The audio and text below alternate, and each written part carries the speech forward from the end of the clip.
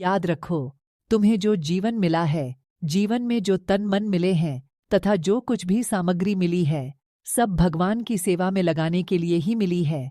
इन सब को भगवान की सेवा में लगाने में ही इनका सदुपयोग है, और जो भगवान की सेवा में लगाता है वही वास्तव में बुद्धिमान पुरुष है। याद रखो, इन सब को भगवान में लगाने पर उनके फल स्वरूप नित्य अखंड अनंत अमर दिव्य चिन्मय परमात्मा सुख की प्राप्ति होगी, और भोगों में लगाने पर अस्थायी सुख की ओर परिणाम मत अनंत असीम पतन की, दुखों की विनाश की और नरक की प्राप्ति होगी। इस बात को ध्रुव निश्चित समझकर मनुष्य को अपने जीवन के प्रत्येक क्षण तथा प्रत्येक पदार्थ को भगवान की सेवा में ही लगाना चाहिए।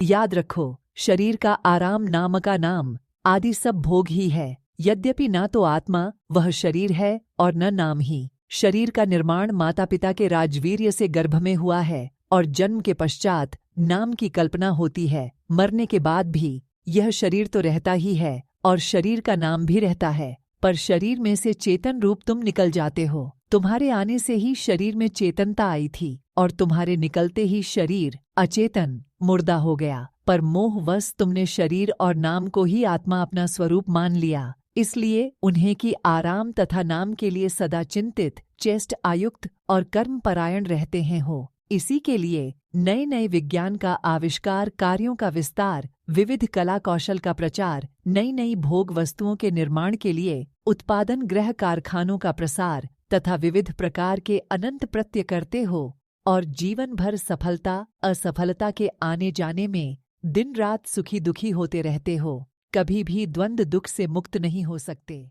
याद रखो, भोग कामना ही अनर्थों की अनंत खान है। इसी कामना की पूर्ति के लिए पांचों इंद्रियों के शब्द, स्पर्श, रूप, रस, गंध, इन 5 विषयों का सेवन पद तथा अधिकार प्राप्ति के लिए प्रयत्न, धन के लिए उचित अनुचित अथक कर्म करते रहते हो। नई नई समस्या तथा व्यक्तिगत विकास की योजनाएं, रेल, तार, सड़क, यान, मकान आदि के निर्माण के प्रयत्न, बाधाओं को हटाने के प्रयत्न में कलह, संघर्ष, विनाश का आश्रय लेते रहते हो। भोग कामना असंख्य पापों की जननी है। अतएव भोग कामना की पूर्ति के लिए तुम मन, वाणी, शरीर से पाप मूलक बुरे कर्म, मन में अहंकार, अभिमान, ममता, राग, द्वेष, काम, क्रोध, लोभ व हिंसा आदि का पोषण, वाणी से असत्य, कटु, रूक्ष, अश्लील, अभिमानपूर्ण, व्यर्थ तथा अपना, पराया, अहित, अमंगल करने वाले वचनों का उच्चारण एवं शरीर से हिंसा, व्यभिचार, अनाचार, अभक्ष्य भोजन, पान मद भरी चेष्टाएं और अन्याय तथा अधर्मयुक्त आचरण करते हो। इन सब दुष्कृतियों का कारण है